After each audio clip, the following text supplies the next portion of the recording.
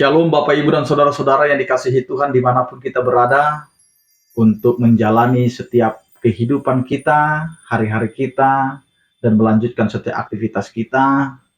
Marilah kita meminta kekuatan daripada Tuhan, dan kita mau mempersiapkan diri kita mendengarkan firman Tuhan. Karena itu Bapak Ibu dan Saudara-saudara, marilah kita bersatu di dalam doa. Kasih karunia dan damai sejahtera dari Allah Bapa kita dan dari anaknya Tuhan Yesus Kristus menyertai kamu sekalian. Amin. Bapak, Ibu, dan Saudara-saudara, firman Tuhan yang menjadi dasar untuk menjalani kehidupan kita tertulis dalam Lukas 22 ayat 42, demikianlah dikatakan. Ya Bapakku, jikalau engkau mau, ambillah cawan ini daripadaku. Tetapi bukanlah kehendakku, melainkan kehendakmulah yang terjadi. Demikian firman Tuhan. Bapak, Ibu, dan Saudara-saudara, di tengah kehidupan kita, manakah yang lebih sering kita utarakan, kita nyatakan di dalam kehidupan kita? Kehendak pribadi kita, keinginan daging kita, atau kita menyerahkan seluruhnya kepada kehendak Allah? Karena di dalam situasi kehidupan kita, kita lebih mementingkan apa yang menjadi selera kita, apa yang menjadi keinginan kita, sehingga kita lupa bahwa sesungguhnya kehidupan setiap orang percaya, setiap manusia yang adalah ciptaan Allah adalah harus seturut dengan kehendak Sang Penciptanya, kehendak daripada Tuhan itu sendiri.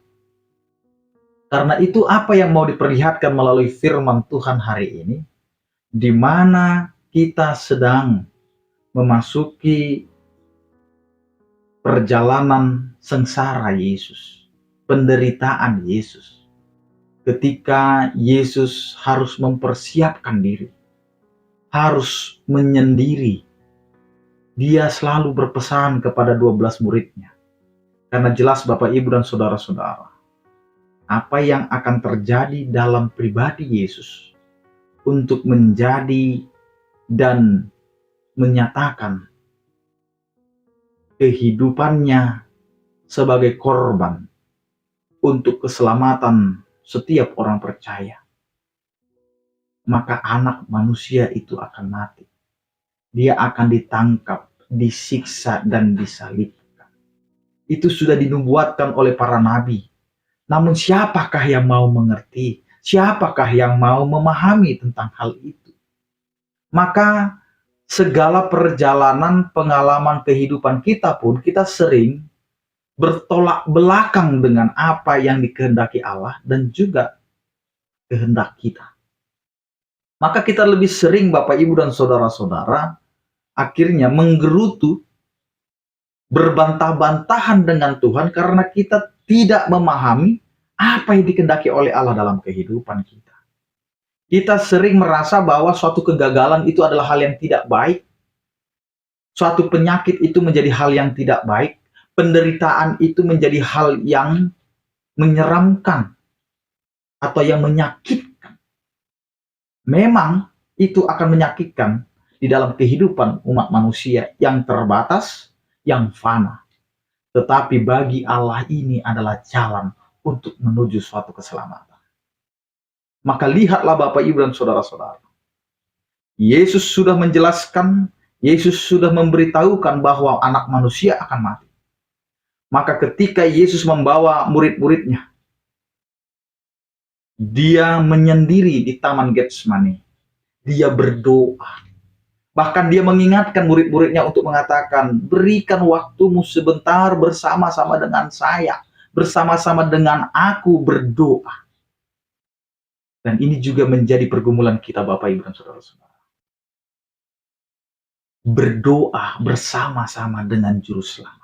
Berdoa bersama-sama dengan Yesus. Apa yang terjadi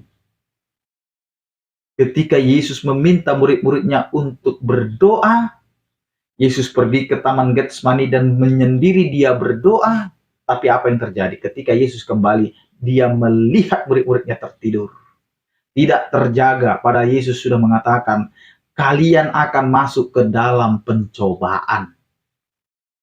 Pencobaan iblis yang begitu besar adalah ketika mereka akan melihat Yesus tertangkap. Maka semua murid-muridnya akan meninggalkannya. Demikian juga dengan kita, Bapak, Ibu, dan saudara-saudara. Hal yang paling menyedihkan adalah ketika kita pernah dielu-elukan, pernah dibanggakan, pernah diikuti, didengarkan, dan lain sebagainya, tetapi di suatu hari kita akan ditinggalkan, tidak diakui, bahkan dinyatakan tidak pernah kenal.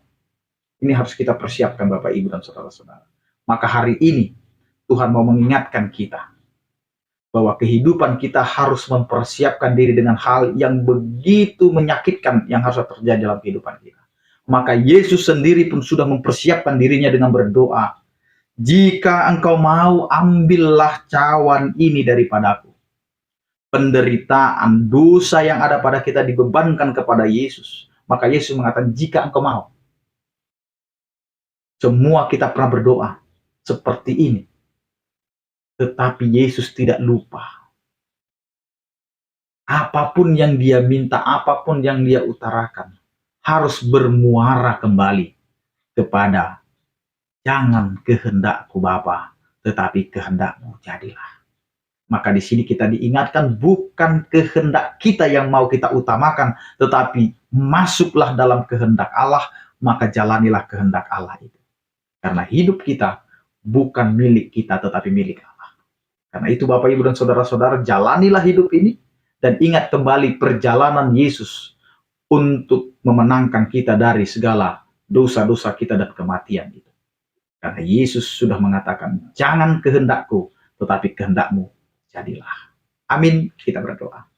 Terima kasih Tuhan atas pernyataan dan penyertaan-Mu. Engkau adalah Allah yang begitu mengasihi dan mencintai kami yang berdosa ini. Engkau rela mengorbankan anak-Mu yang tunggal itu untuk pendamaian antara kami manusia berdosa dengan Engkau adalah Allah yang begitu kudus dan mulia. Karena itu Tuhan, ajari kami untuk tidak mengutamakan kehendak kami, keinginan kami, tetapi biarlah kami masuk ke dalam kehendak-Mu, sehingga kami dapat tunduk dan setia kepada kehendak-Mu saja. Ajari kami Tuhan untuk menjalani setiap kehidupan kami, kehidupan rumah tangga, anak, dan juga pekerjaan kami. Biarlah itu Tuhan kami jalani dengan penuh sukacita, kesetiaan yang tunduk akan kasih setia-Mu. Begitu juga dengan keluarga yang merindukan buah daripada rumah tangga mereka. Agar Engkau Tuhan yang menyatakan dan memberikan sehingga mereka mendapatkan sukacita itu. Berkatilah setiap orang percaya yang sakit Engkau berikan kesembuhan. Yang berduka Engkau berikan penghiburan, yang bergumul Engkau berikan penyertaan. Terpujilah Engkau ya Tuhan. Anugerah Tuhan kita Yesus Kristus, kasih setia daripada Allah Bapa dan persekutuan Roh Kudus itulah yang menyertai kamu sekalian. Amin. Selamat beraktivitas, tetap menjaga kesehatan. Salam sehat dari kami, Tuhan Yesus memberkati. Horas.